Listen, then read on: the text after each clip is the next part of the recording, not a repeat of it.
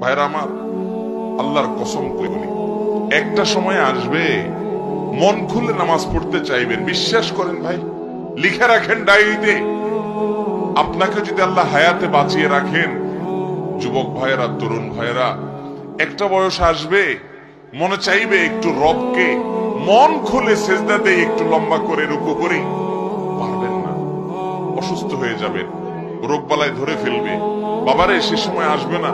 বৃদ্ধ মুরব্বীদেরকে, চাচাদেরকে জিজ্ঞাসা করেন, চাইলেও ওযু ধরে রাখতে পারে না, নামাজ পড়তে পারে না, চাইলেও পারে না। একটা সময় আসবে চাইবেন, পারবেন না।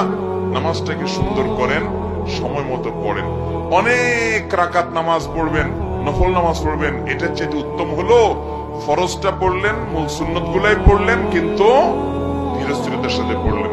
10 রাকাত তাড়াহুড়ো করে পড়ার চাইতে 2 রাকাত আস্তে আস্তে পড়া অনেক বেশি